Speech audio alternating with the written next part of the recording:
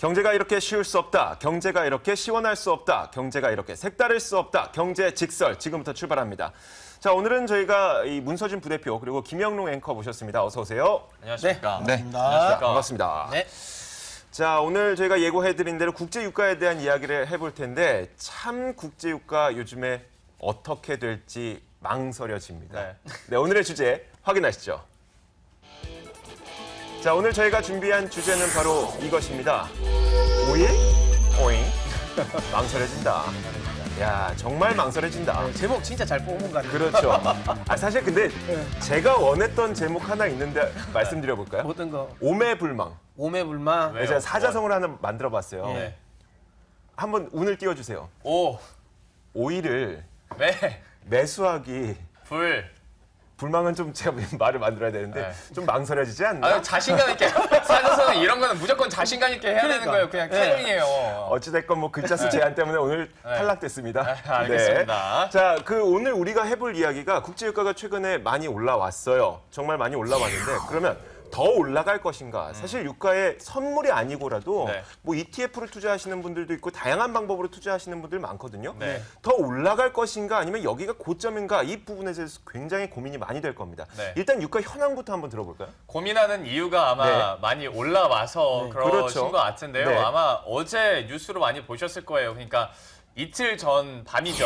네. WTI 3월 인도분 선물 가격이 드디어 50달러 선을 회복을 했습니다. 50달러 36센트를 기록했고요. 지난 간밤 같은 경우에도 역시 1% 이상 오르면서 이제 51달러 선까지 네. 올라왔어요. 네. 2월 저점이 생각해보면 26달러까지 떨어졌었어요. 맞아요. 그러다 기억나요. 보니까 네. 한 92%가 거의 100% 정도 오른 거예요. 예, 네. 올라간 바닥 거예요. 네. 그러다 보니까 이제 관심이 많은데 이거 애매해지는 거죠, 여기서부터. 네. 그렇죠. 요즘에 왜 이렇게 많이 올랐나 하면 물론 그 전부터 오랫동안 뭐 공급 과잉이 좀 해소될 것이다 기대감만 막 네. 있어서 차츰차츰 올라가다가 요즘에 나이지리아 원유 생산 시설에 무장기한들이 그렇게 공격을 한대요. 네.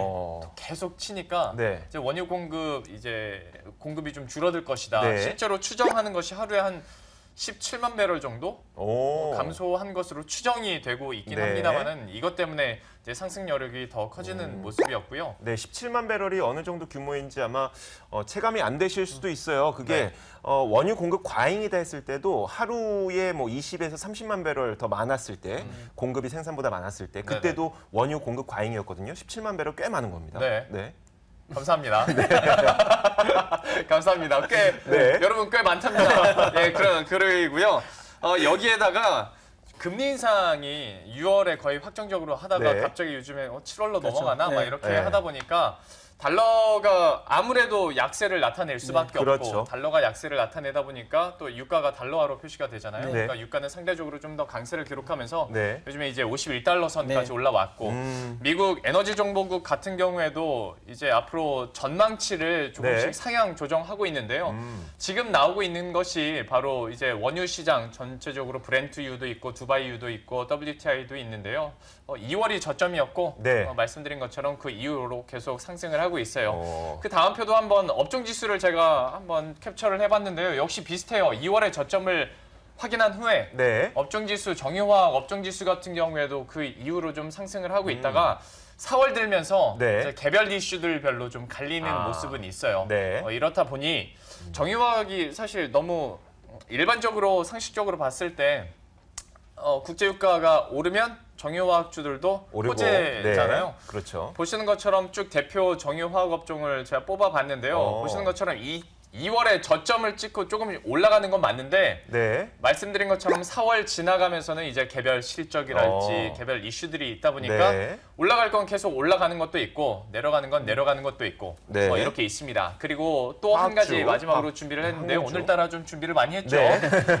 항공주입니다. 항공주 같은 경우에는 국제유가가 올라가면 이제 부담이 되니까 그렇죠. 떨어진다라고 네. 생각을 하고 있긴 합니다만은 항공주 같은 경우에는 보시는 것처럼 뭐 똑같이 2월 한 저점하고 그다음에 좀 그러게요. 상승을 하는 모습이에요. 그 네. 이유가 네.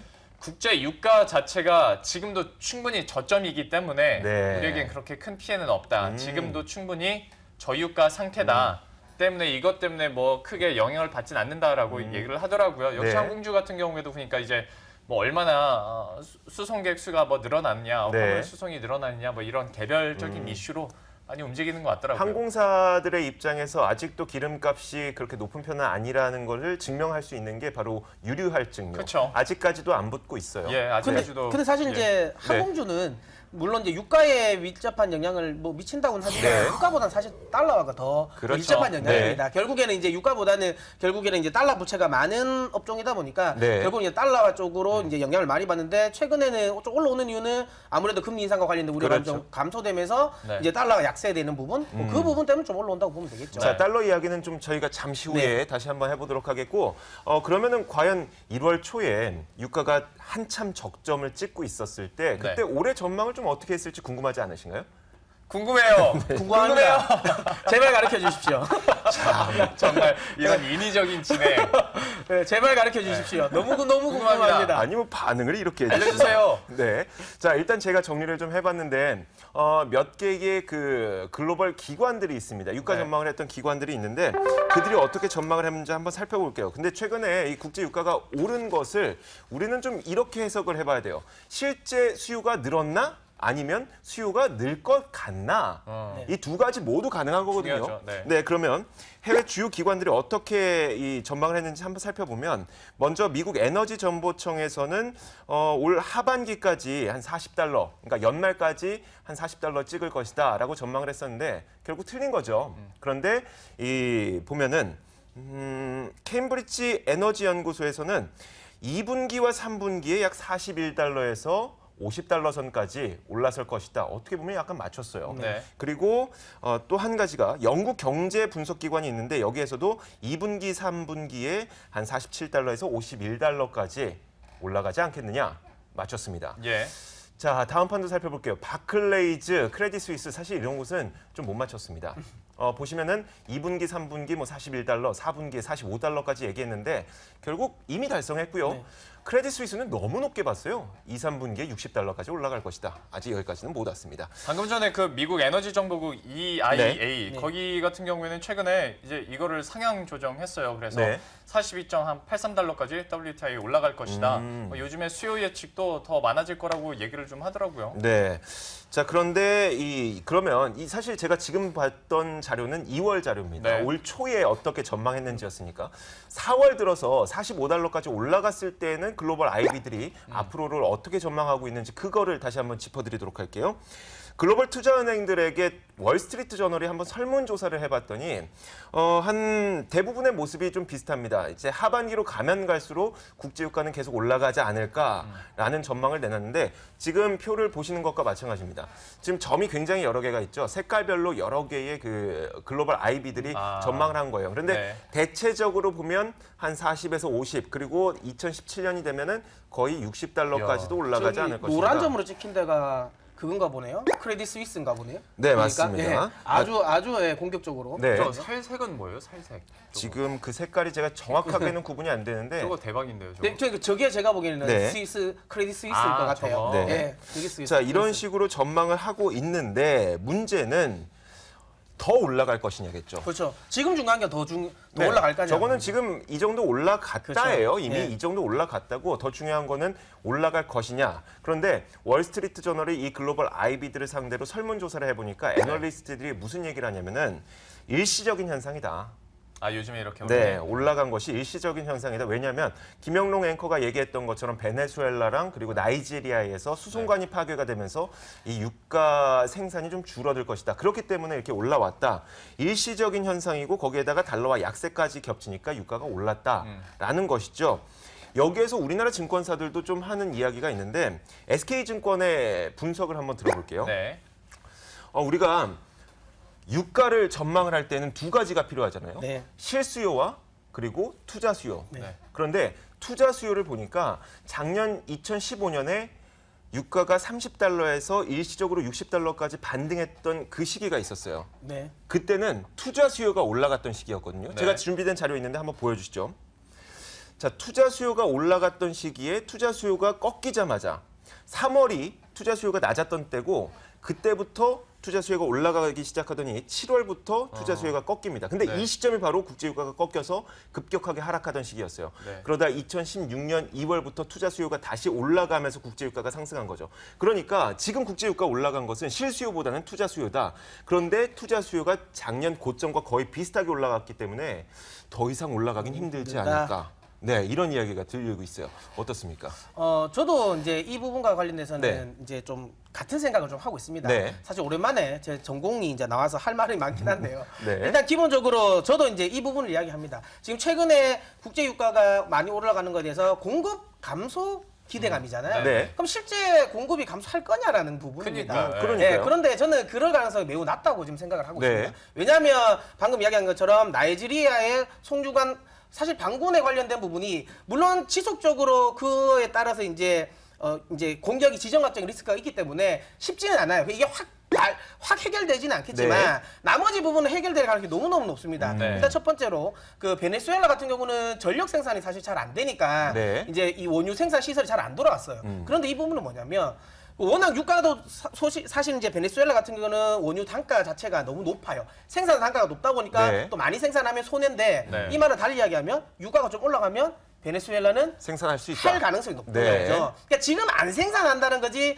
향후 생산할 가능성이 매우 높다는 거고요. 네. 자, 제가 준비한 표를 한번 볼게요.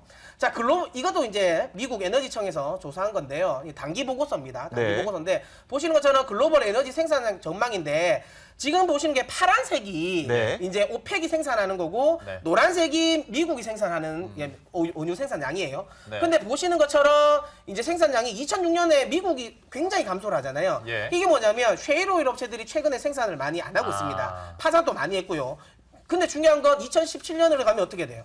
다시 올라온다는 그러게요. 거죠. 예, 네. 왜냐하면 결국에는 제가 뒤에 또 한번 또 보여드리겠는데요. 자, 뒤에 한번 보세요. 네. 어쨌든 공급 과잉과 관련된 부분은 단기적으로 끝날 가능성이 높고요. 자, 예. 그렇다면 수요가 늘어나야 되잖아요. 예. 네. 자, 보세요. 뒤에 건데 물론 이제 꾸준히 증가는 하지만 크게 거의 미미합니다. 보시면 아시겠지만 2015년, 2016년, 2017년 증가하는 폭 자체가 너무너무 미미합니다. 예. 그러다 보니까 결국에는 아직까지 수요와 공급 밸런스는 결국에는 공급이 아직까지 더 많습니다. 네. 선은 지금 뭐예요? 그러니까 꾸준히 이제 선물, 이제 쉽게 말해 향후 미래에 증가할 거라는 기대감인 거죠. 네. 그러니까 결국에는 올라가긴 하지만 중요한 건 증가폭 자체는 미미하기 때문에 그러게요. 주가에 크게 그러니까 원유 가격에 크게 영향을 미치지 않는다는 거죠. 네. 네. 자, 그 다음에 또 하나 제가 표를 하나 준비해봤어요. 네. 이게 지금 이제 미국 원유 재고입니다. 보시는 것처럼 최근에 이제 원유 재고가 좀 줄었잖아요. 예. 그런데 보시는 것처럼 이게 딱 보기에도 추세적으로 하락하는 것 같습니까? 아니면 상승에 따른 약간 눌림목 같습니까? 그냥 눌림목. 상승에 따른 눌림. 눌림목이죠. 네, 보기에 지금 그래요. 그렇죠. 지금 네. 지금 이조 앵커도 방금 이야기한 것처럼 지난해 한번 살짝 반등 줬다가 다시 내려갔던 게 딱 그 시점이 그렇습니다. 보시는 것처럼 원유 재고가 살짝 줄었지만 결국에는 늘었거든요. 네. 그러면서 연말에 급락이 나왔던 부분. 그러니까 지금 현재 이렇게 원유 재고가 준다는 거 크게 의미 없다는 거죠. 왜? 여전히 사상 최고치의 원유 재고를 쌓고 나가는 거죠. 네. 또 하나 제가 또 한번 볼게요. 이게 좀 중요한데요. 아까 제가 방금 이야기한 것처럼 지금은 그러니까 이전까지는 워낙 네. 유가가 떨어지다 보니까 생산을 하면 손해가 났던 소위 말하면 산유국들이 많았어요. 네. 근데 이게 지금 원유 주요 생산 단가인데 어. 보시는 것처럼 지금 우리가 많이 생각하고 있는 지금 미국의 쉐일 오일 업체들의 네. 평균 단가가 지금 20불 수준까지 내려왔습니다. 어. 이러면 뭐예요? 지금이라도 생산해도 어떻게 돼요? 돈을 이득이라는 거죠. 이득이라는 얘기죠. 그러니까 아까 이야기했던 베네수엘라가 거의 꼭대기가 지금 한 40불 정도거든요. 이야. 근데 중요한 건 지금 베네수엘라도 생산하면 어떻게 돼요? 이득이지. 이득인 거죠. 네. 그러니까 지금까지는 워낙 국제 유가가 하락하다 보니까 생산하면 손해였던 부분이 네. 이제는 50불 일정 수준 50불 수준을 유지하면 생산을 안 했던 그러니까 안 했던 곳에서 생산을 많이 할 가능성이 매우 높다는 겁니다. 네, 제가 거기서 한 가지만 말씀 더 드릴게요. 그래서 대신증권에서는 또 어떤 이야기를 해놓고 있냐면은 이제 오펙 정례 회의가 1년에 2번 있잖아요. 네. 뭐 6월과 12월, 12월 네. 이렇게 2번 있습니다. 그런데 그러면 6월 정례 회의에서 감산을 얘기할 것이냐? 아니라는 거죠. 이미 안 했잖아요. 그렇죠. 안 안 했죠. 했죠. 예, 예. 그러니까 만약에 국제유가가 매우 낮은 상황에서는 감산에 대한 논의가 있을 수도 있어요. 그렇죠. 네. 왜냐하면 너무나도 국제유가가 낮으니까 감산해라 이런 요구들이 많겠지만 이 오펙 회의에서 이렇게 높아졌는데 굳이 감산 얘기할 필요 없어요. 오히려 이렇게 국제유가가 높아지게 되면은 이때를 틈타서 자신들의 시장 점유율을 넓혀야 됩니다. 맞아요. 넓히기 위해서 자신들이 더 증산할 가능성이 높다는 거죠. 그러면 공급량은 더 늘어날 수도 있다는 거예요. 실제로 스탠스가 네. 그렇고 올해 초에 뭐 그러니까 20달러, 30달러였던 때도 감산 안 하기로 그렇죠. 했는데 네. 그냥 기대만 했었는데 지금 할 리도 없고 다른 주요 산유국들 오펙이든 뭐 비오펙, 뭐 러시아든 네. 뭐 지금 왜 우리가 그렇죠. 그렇죠. 이제 올라가면 우리는 더 이익 볼 텐데 스탠스가 그렇다 보니까 왜냐하면 지금 아까 이 상황에서 그러니까 한 40불 이상에서 지금 오펙이 만약에 감산을 하잖아요. 네. 이거 오펙이 거의 자살행위입니다. 그렇죠. 왜냐하면 결국엔 아까 방금 이야기한 것처럼 러시아라든지 네. 그러니까 오펙은 예를 들어 유가가 40불이에요. 네. 40불 상황에서 감산을 한단 말이죠. 그럼 유가는 더 올라간다는 거죠. 근데 유가는 더 올라가지만 결국 오펙은 감산을 해서 추가적인 생산을 안 한다는 거예요. 네. 네. 그러면 그 이득을 누가 볼까요? 러시아, 당연히 이란. 러시아나 미국인 거죠. 그러니까 이 남 좋은 일을 할 이유가 없는 그렇죠. 거죠. 네, 특히 사우디 같은 경우는 점유율과 관련된 부분에서 굉장히 신경 쓰는 네. 국가인데 네. 점유율을 뺏길 수 있는 거를 할 리가 없습니다. 맞아요, 맞아요. 네. 자, 그러면 지금부터는 저희가 현황을 좀 살펴봤으니까 이제는 투자를 어떻게 해야 되는지.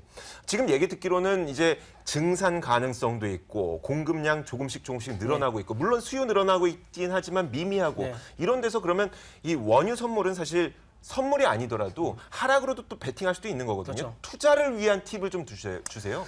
제가 일단은 지금 이야기 드리면 이제 지금 국제 유가에 투자하는 방법을 한번 쭉 정리를 한번 해드리도록 네. 하겠습니다. 네. 일단 첫 번째로 이제 가장 이제 일반인들이 많이 접근할 수 있는 게 주식. 그렇죠. 주식 같은 경우는 이제 에너지 관련주, 아까 방금 이제 이조 앵커도 보여주는 것처럼 뭐 SK 이노베이션이나 김종용 앵커죠. 네. 보여드리죠. 죄송합니다. 정신이 없네요. 네. 네. 그런 것처럼 이제 국내 주식과 관련된 부분도 네. 매수를 할 수 있고요. 아니면 해외 주식, 요즘에 직접 투자를 많이 예. 하니까 미국 엑슨모빌이라든지 할리버튼 같은 경우를 할 수도 있습니다. 네. 근데 이게 이제 단점은 상방에만 투자할 수 있다는 거예요. 그렇죠. 올라가야지 투자할 수 있고 또 개별의 이슈에 때문에 꼭 유가에 무조건 이제 추종하진 않아요. 그렇죠. 그러니까 이런 거를 그러니까 쉽게 말하면 좀 보완하기 위해서 ETF가 괜찮습니다. 아, ETF. 네, 원유 선물 네. ETF. 특히 ETF 같은 경우는 이제 최근에 인버스도 나와서 네. 하방에도 베팅을 할 수 있는 부분이고요. 맞아요. 특히 이제 해외 쪽 같은 경우는 레버리지 ETF도 있습니다. 3배짜리도 있고요. 네. 떨어질 때도 3배짜리 나올 수 있는 부분도 있고요. 네. 근데 이제 또 이것뿐만 아니라 채권도 있습니다. 그러니까 이제 산유국의 채권, 국채죠. 네. 또 뭐 인도네시아라든지 그다음에 뭐 러시아라든지 이런 쪽에 이제 채권을 직접 매수하는 방법, 아니면 해외 채권 펀드를 통해서 매수하는 방법도 있고요. 네. 그다음에 이제 선물 관련 해외 선물을 통해서 직접 우리가 진짜 소위 말하면 이제 글로벌 IB처럼 네. 실제로 WTI 선물에 투자를 하는 거죠. 네. 이 부분도 있고 이런 다양한 방법이 있습니다. 네. 근데 여기서 질문. 네. 네. 아 그래요. ETF까지는 인정. 예. 오케이. 아 근데 그 다음 장에 있었던 채권이나 선물은 네. 이거 전문가 개인 영역 투자자가 할 수 있어요? 물론 할 수 있습니다. 할 수 있는데 사실 초보분들은 ETF가 제일 맞습니다. 네. 제일 맞고요. 근데 조금 투자에 나름 고수 그리고 내가 어느 정도 일정 수준 금액이 좀 크다면 사실 해외 채권이라든지 해외 선물이 굉장히 매력적입니다. 왜냐하면 해외 채권 같은 경우를 만약 직접 매수하는 방법은 좀 어렵습니다. 금액대 크지요. 그런데 하되게 중요한 건 뭐냐면 실질적으로 채권 차익과 관련된 부분은 개인은 비과세입니다. 또 하나는 그 환차익과 관련된 부분도 개인은 비과세라는 거죠. 네. 그렇기 때문에 양방향 다 먹고요. 특히 지금 가장 인기가 많은 러시아 채권 같은 경우는 이표가 7%가 넘습니다. 그러니까 1년에 이자가 7%를 준다는 그러네요. 거죠. 그러니까 네네. 이표와 관련된 또 차익도 누릴 수 있고 이런 부분이 전반적으로 좋고 또 해외 선물 같은 경우는 워낙 낮은 레버리지 쉽게 말하면 낮은 금액으로 큰 레버리지를 효과를 볼 수 있기 때문에 네. 이런 부분도 굉장히 좋은 부분이죠. 네. 자, 그런데 우리가 지금 표를 봤던 것처럼 주식에도 투자할 수 있고 펀드도 괜찮고 채권도 괜찮고 선물도 괜찮습니다. 네. 어떻게 하느냐, 그리고 내가 돈이 얼마나 있으면 채권과 그리고 선물을 직접 투자할 수 있느냐, 네. 이런 부분은 저희가 또 시간을 준비해서 마련을 해서 또 얘기를 나눠봐야 되지 않겠습니까? 그렇습니다. 예. 굉장히 길죠? 맞아요. 예, 할 이야기가 굉장히 이것만 한 시간 넘게 할 수 있어요. 네, 그러니까 저희가 네. 다음에 다시 한번 기회를 네, 마련해서 그러면 채권에 투자할 때 우리가 얼마를 갖고 있으면 네. 실제로 투자해 볼 수 있는지, 또 선물을 했을 때는 어떤 주의할 점들이 있고 네. 증거금은 얼마나 필요한지 이런 것들을 네. 좀 다음 기회에 한번 다시 얘기해 주세요. 알겠습니다. 예. 네, 알겠습니다. 저 증권 계좌만 있으면 되는 거예요? 아니 그것만 있으면 안 됩니다. 여러 가지 좀 방법이 그렇죠. 좀 우리가 준비를 한번 다양합니다. 해놔야겠네요. 네, 그러니까요. 네. 이 부분은 저희가 정말 자세하게 실제로 1단계부터 10단계까지 어떤 단계를 거쳐야 되는지 그 부분을 저희는 한번 짚어봐야 되었고 네. 다음번 네, 기회를 알겠습니다. 예. 또 기다리도록 하겠습니다. 자, 이제 결론을 한번 내려볼까요? 먼저 김영롱 앵커 말씀해 주실까요? 네, 저희 오프닝에서도 잠깐 얘기를 했었는데요. 저의 결론 직설은 고추장, 환율, 유가의 공통점으로 지어봤습니다. 뭔가요? 고추장은 뭐죠? 뭔 소린가 네. 하시겠지만 네. 이건 아무도 몰라. 며느리도 몰라요. 아. 고추장이랑 환율이랑 유가는 진짜 알 수가 없는 것 같아요. 물론 네. 많은 분들이 전망은 하고 있습니다만은 사실 지난해 말 올해 초까지만 하더라도 이렇게 빠르게 많이 오를 줄은 아무도 몰랐어요. 네. 그러다가 막 상향 조정하고 있잖아요. 아무도 모른다. 네, 이렇게 결론 알겠습니다. 짓겠습니다. 오늘은 제가 먼저 결론을 네. 한번 내려볼게요. 제 결론은 지금까지 국제유가가 올랐던 것은 투기 수요가 대부분이기 때문에 베팅에는 한계가 있다. 베팅을 마구잡이로 무한대로 할 수는 없거든요. 네, 그렇죠. 그러니까 거의 다 올라올 만큼 올라오지 않았을까. 이것이 저의 바로 결론입니다. 문서진 부대표는요? 저는 조금 뭐 이게 맞을지는 모르겠는데요. 네. 내가 닥터둠이 되겠어.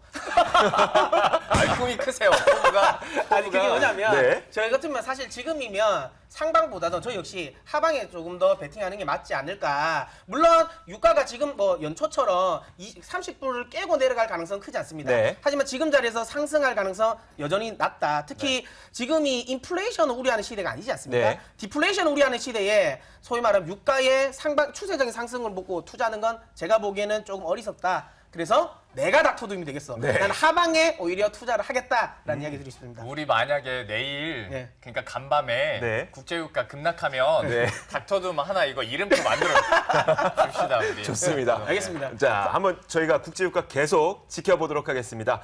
자, 오늘 국제유가에 대해서 정말 망설여지는 지금 투자해도 되는지 그 부분을 살펴봤습니다. 경제직설 시간이었고요. 문서진 부대표, 김영롱 앵커와 함께했습니다. 오늘 수고하셨습니다. 고맙습니다. 네, 고맙습니다.